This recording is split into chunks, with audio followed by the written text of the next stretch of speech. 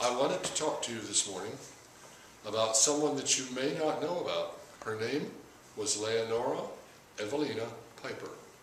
Ever heard of her? Very famous medium from Boston. Leonora was born in 1857. She died in 1950. And when I did my master's work, and she was included, and I found out that she died 2 years after I was born, I thought, boy, she lived in my lifetime. This is recent stuff, you know. But Leonora's mediumship began when she was 8 years old. She was out in the garden, and she felt a stinging blow to her right ear. She felt like something hit her. And after that, she heard a long sibilant S, this long S, and that sibilant S dissolved into the word Sarah. And that word became Aunt Sarah, not dead, with you still. Well, of course, she was frightened to death. She didn't know what had happened. She didn't know what was going on. She told her mother. Her mother made a note of the day and the time. And guess what? You can all probably tell me what had happened. What had Aunt Sarah done? She died right at that specific time. Yes. A few weeks later, Leonora was crying and complaining because she couldn't sleep because of the bright light in her room with all the faces in it. And she said, the bed won't stop rocking. So that was kind of interesting. At the age of 22, she married William Piper of Boston. And soon after she was married, she met a blind clairvoyant doctor. And he was attracting a lot of attention with his medical diagnoses and cures. And she went to meet him for the first time, fell into a short trance, and in that trance state, she walked across the room, sat at a table, and began to write messages. And those messages seemed to come from spirit entities. And she achieved a certain notoriety through the meetings that went on at this particular clairvoyant's home. There was a judge there who claimed that the message that he got from his son was the most remarkable message that he had ever received. Leonora was not happy with all this popularity, and she basically refused to see anyone other than family or intimate friends. But an interesting thing happened. Anyone ever heard of Dr. William James, the author of Varieties of Religious Experience? Dr. James' mother-in-law asked for a sitting with Leonora, which was granted. And her exposure to Mrs. Piper, and also her daughters, who was James' wife, they came home raving about Mrs. Piper. And so Dr. James decided that he had to go see her. And he expected to be able to just debunk her. He was going to go once and that was going to be it. Didn't quite happen that way. He went to see her once, and his impression of her work and her powers was so strong that he not only continued to see her for months, he continued to see her and investigate her for the next 25 years. Okay? And he wrote of her. Now, he wrote in the 1890 proceedings of the SPR, the American SPR, that's Society for Psychical Research. I repeat what I said before, that taking everything I know of Mrs. Piper into account, the result is to make me feel absolutely certain, as I am of any personal fact in the world, that she knows things in her trances which she cannot possibly have heard in her waking state, and that the definite philosophy of her trances is yet to be found. He also wrote, and this is a very famous quote, if I may employ the language of a professional logic shop, a universal proposition can be made untrue by one particular instance. If you wish to upset the law that all crows are black, you must not seek to show that no crows are black. It is enough to prove that one crow is white. My white crow is Mrs. Piper. In the trances of this medium, I cannot resist the conviction that knowledge appears which she has never gained by the ordinary waking use of her eyes, ears, and wits. What the source of this knowledge may be, I do not know. I have not a glimmer of an explanatory suggestion to make. But from admitting the fact of such knowledge, I cannot escape. I get frustrated with Dr. James every now and then. I think he knows it because he's come through in several seances, and I've had an actual chance to communicate with him. He will walk right up to the door of saying there is survival after death, we are communicating with discarnate entities on the other side, and he'll say, there's just not quite enough information. We call that jokingly James' Law. There's always enough information to convince the believer, but there will never be enough information to convince the skeptic. So that's James' Law. You might want to keep that in mind. He began to do experiments with Mrs. Piper, and of course she, like many mediums, had a control.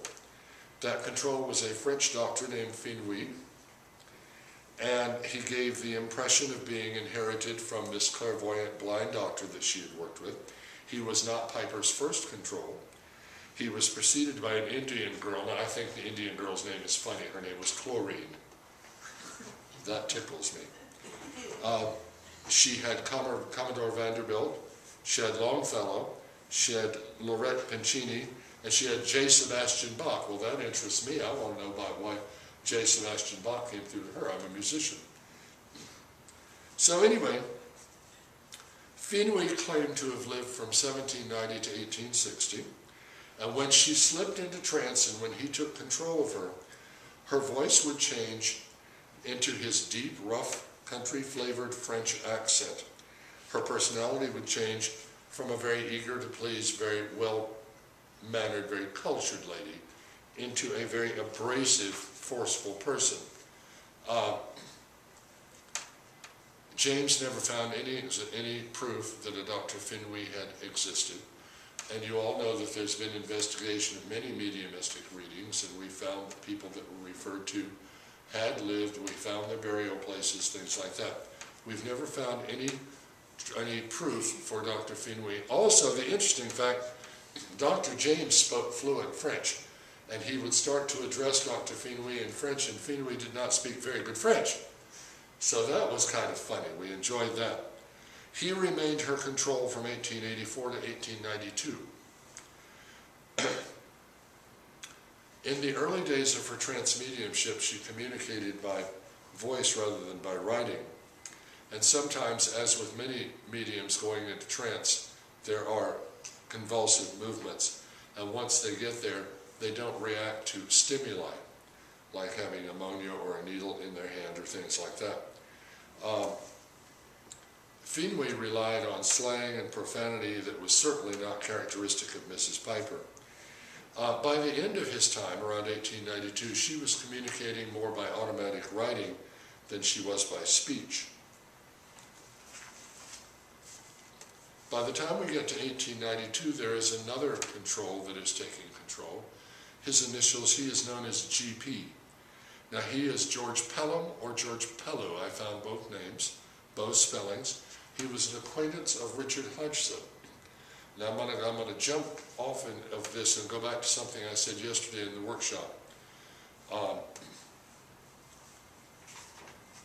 Richard Hodgson was one of those that we referred to on the other side as one of the communicators in the cross-correspondence case. Okay? Pelham was a friend of Richard Hodgson, and he died in an accident. And he began to come through Mrs. Piper. He had attended some of her seances, but he had been introduced under an assumed name, so she didn't know who he was. He was the control from 1892 to 1897. And she became also under the control of a band of what we call high spirits. I always think that's kind of funny because that makes us think maybe she was drinking something interesting. But these spirits had names like Rector and Doctor. The leader of this band of high spirits was somebody named Imperator.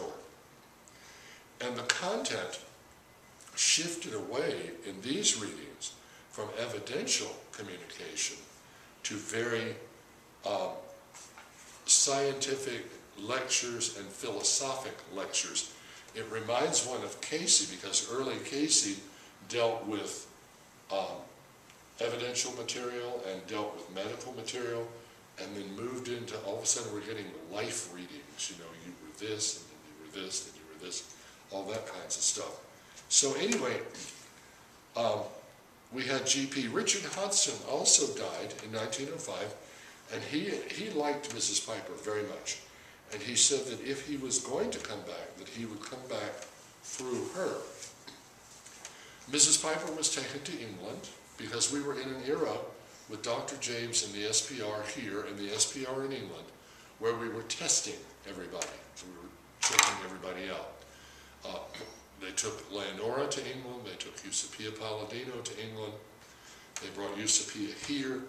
They would take them out of their familiar surroundings to test them and see what they, you know, if they were picking up anything by telepathy.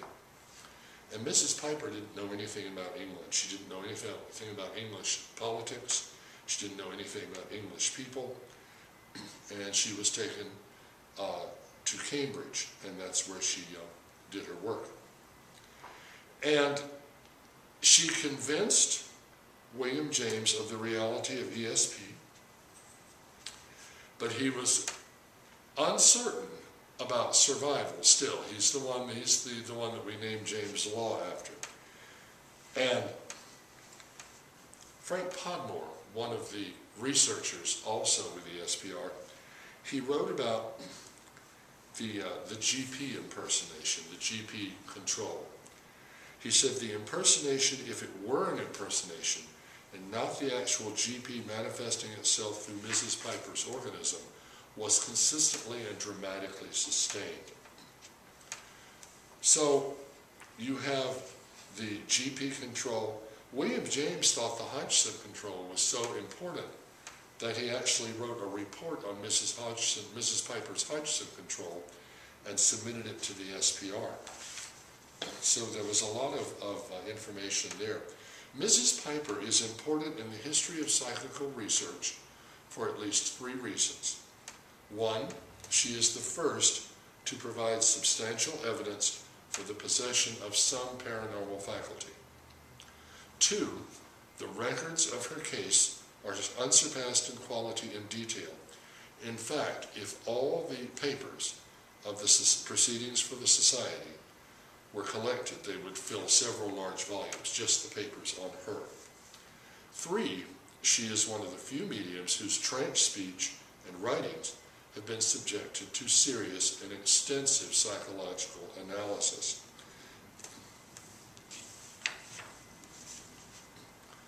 Dr. Hislop was another one of the researchers with the SPR. He attended seances with Mrs. Piper. He wore a black mask that completely covered his face. He would sit behind her while she was going into trance. He did not utter one sound. Despite those kinds of conditions, Mrs. Piper mentioned his name several times.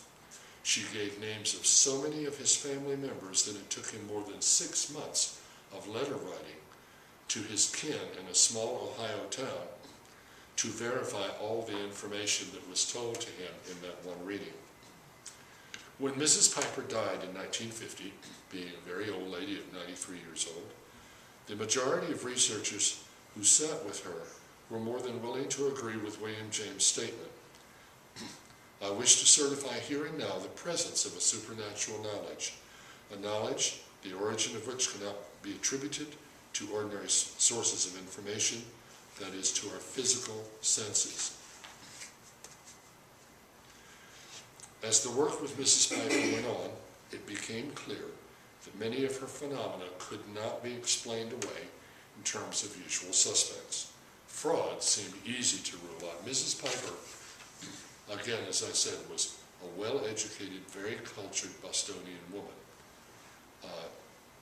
The idea of fraud would just be totally alien to her nature. They also looked at the grapevine theory, saying that she had gained information from a growing network of families for whom she sat there in Boston. But when you take all of that together, there's still a lot that remains unexplained. Frank Podmore concluded this way. He said, Mrs. Piper's trance statements are so numerous and so precise, and the possibility of leakage to Mrs. Piper through normal channels in many cases so effectually excluded, that it is impossible to doubt that we have here proof of a supernormal agency of some kind, either telepathy by trance intelligence from the sitter of some kind of communication from the dead. So Leonora is extremely important, she's extremely interesting, and she's one of the very early cases that has been thoroughly investigated. And I commend Leonora Piper to you. Thank you.